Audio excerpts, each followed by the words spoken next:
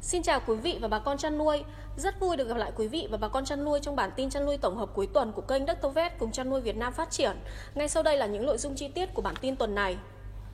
Bản tin thế giới, chỉ số giá thịt heo của FAO tăng. Trong tháng 4, giá thịt heo quốc tế tăng mạnh nhất. Chỉ số giá thịt của FAO đạt trung bình 114,5 điểm trong tháng 4, tăng 1,5 điểm, tương đương 1,3% so với tháng 3 và thấp hơn 7,4 điểm, tương đương 6,1% so với giá trị của nó trong tháng tương ứng năm ngoái. Trong tháng 4, giá thịt heo quốc tế tăng mạnh nhất do các nước châu Á tăng mua hàng nhập khẩu và nguồn cung tiếp tục hạn chế ở một số nhà xuất khẩu hàng đầu do chi phí sản xuất cao và các vấn đề về sức khỏe động vật. Trong khi đó, giá thịt gia cầm thế giới tăng trở lại sau 9 tháng giảm liên tục do nhu cầu nhập khẩu tăng từ châu Á, trong khi nguồn cung hạn chế do dịch cúm gia cầm lan rộng tiếp tục bùng phát ở nhiều khu vực. Giá thịt bò quốc tế cũng tăng do nguồn cung gia súc để giết mổ giảm, đặc biệt là ở Hoa Kỳ. Trong khi đó, giá thịt cừu phần lớn vẫn ổn định do nguồn cung xuất khẩu tăng từ châu Đại Dương gần như tương ứng với lượng nhập khẩu tăng từ các nước châu Á và Trung Đông. Thưa quý vị và bà con, Bộ Nông nghiệp Hoa Kỳ cập nhật ước tính cho ngành chăn nuôi heo vào năm 2023. Trong báo cáo gia súc và gia cầm, thị trường và thương mại thế giới mới nhất vào ngày 11 tháng 4, Bộ Nông nghiệp Hoa Kỳ đã điều chỉnh ước tính cho năm 2023, dự báo sản lượng thịt heo thế giới và thương mại quốc tế sẽ giảm. Triển vọng chung, sản lượng thịt heo của Liên minh châu Âu được dự báo sẽ thấp hơn 3% so với năm trước. Các quy định về môi trường ngày càng tăng và lợi nhuận của các nhà chăn nuôi giảm hơn do chi phí đầu vào tăng có thể sẽ tiếp tục kìm hãm hoạt động chăn nuôi. Xuất khẩu của EU dự báo giảm 10% vì xuất khẩu sang Trung Quốc, Nhật Bản và Hàn Quốc giảm do thịt heo của EU mất khả năng cạnh tranh về giá do chi phí đầu vào tăng. Sản lượng của Việt Nam dự báo tăng 6% nhờ đầu tư vào ngành chăn nuôi và tiếp tục phục hồi sau tác động của dịch tả heo châu Phi.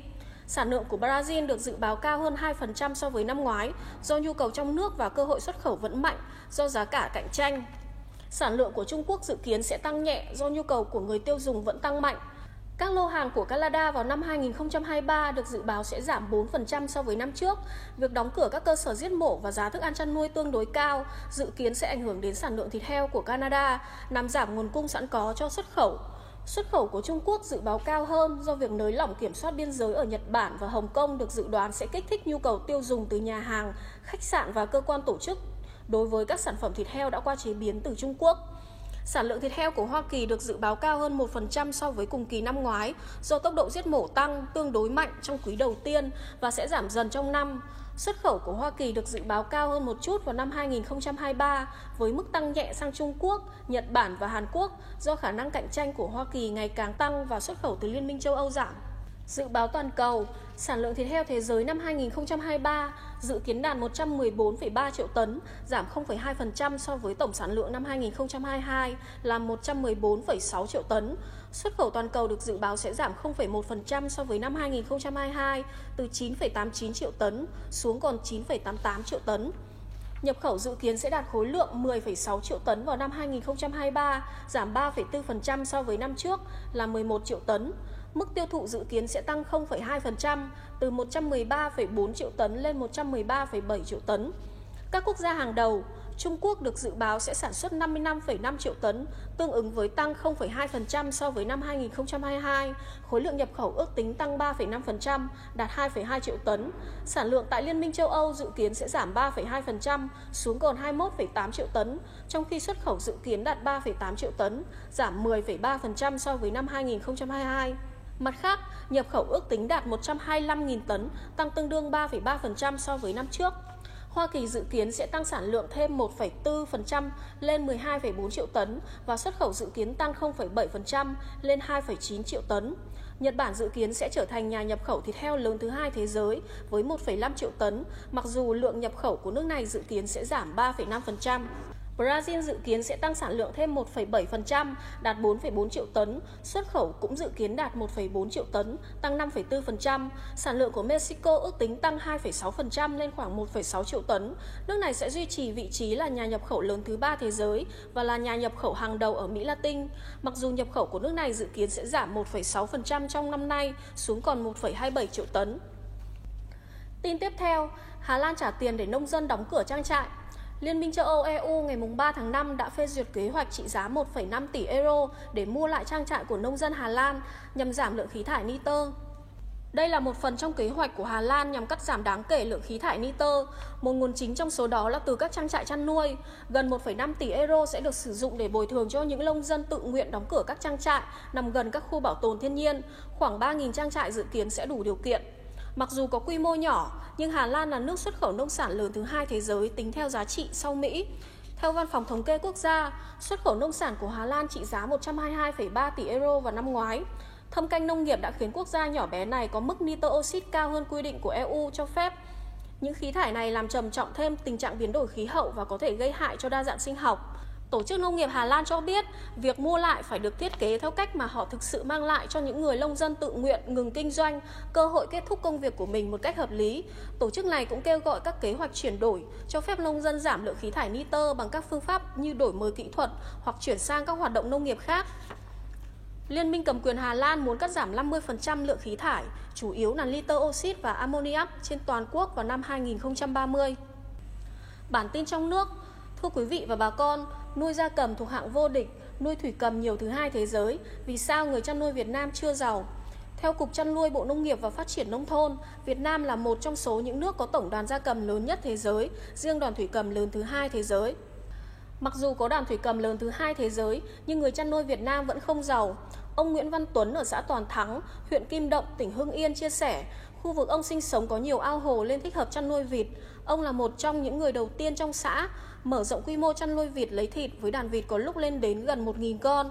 Thời gian đầu, chỉ cần 2 đến 3 tháng là ông có thể xuất chuồng với lợi nhuận hơn 10 triệu đồng. Thế nhưng gần đây, người nuôi vịt trong xã ngày càng đông, do đó vịt nuôi lớn không biết bán cho ai. Càng mở rộng đàn vịt, ông càng lỗ to. Ông Tuấn chia sẻ, sau lứa vịt này ông tính bỏ nghề tìm công việc khác phù hợp hơn. Khó khăn của ông Tuấn cũng chính là trăn trở của ngành chăn nuôi.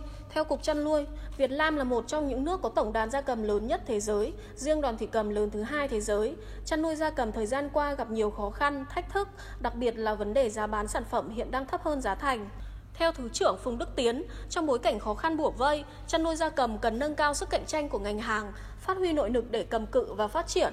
Thực tế về nội lực phải thừa nhận các giống gia cầm tại Việt Nam năng suất còn thấp khi cạnh tranh với các nước tiên tiến trên thế giới. Với các hiệp định thương mại đã ký kết, ngành chăn nuôi gia cầm cần thích ứng và hội nhập, nên phải xem đâu là lợi thế để phát triển. Có 3 vấn đề cần giải quyết, đó là giống, thức ăn chăn nuôi và đất đai. Bộ Nông nghiệp và Phát triển Nông thôn sẽ luôn đồng hành cùng người chăn nuôi để cùng nhau tháo gỡ những vấn đề này, Thứ trưởng Tiến nhấn mạnh. Tin tiếp theo, Bộ Nông nghiệp nói gì về thông tin thịt thải loại ồ ạt nhập vào Việt Nam? Bộ Nông nghiệp và Phát triển Nông thôn khẳng định việc nhập khẩu thịt và phụ phẩm vào Việt Nam rất nghiêm ngặt, do đó không có chuyện thả cửa cho thịt thải loại. Bộ Nông nghiệp và Phát triển Nông thôn vừa lên tiếng về thông tin Việt Nam ồ ạt nhập khẩu thịt thải loại trong tháng 4 đầu năm. Theo đó, Cục trưởng Cục Thú y Bộ Nông nghiệp và Phát triển Nông thôn Nguyễn Văn Long khẳng định không có chuyện Việt Nam thả cửa cho các sản phẩm thịt thải loại vào thị trường. Quy trình nhập khẩu thịt và phụ phẩm vào Việt Nam rất nghiêm ngặt. Ngay cả khi được cấp phép, các sản phẩm này còn phải lấy mẫu kiểm dịch thú y định kỳ, cũng như đảm bảo các tiêu chuẩn về vệ sinh an toàn thực phẩm, ông Long nhấn mạnh. Ông Long cho biết, Việt Nam hiện là thành viên của WTO, do đó mọi hoạt động liên quan đến xuất nhập khẩu đều tuân theo nguyên tắc thị trường. Các tiêu chuẩn, quy chuẩn của Việt Nam rất minh bạch. Hiện có 29 quốc gia và vùng lãnh thổ đã được cấp phép xuất khẩu thịt động vật sang Việt Nam. Theo lãnh đạo Cục Thú y, để một sản phẩm thịt và phụ phẩm có mặt trên thị trường Việt Nam cần tuân thủ nhiều bước. Bước đầu tiên là nước xuất khẩu nộp hồ sơ đánh giá năng lực thú y tới Việt Nam.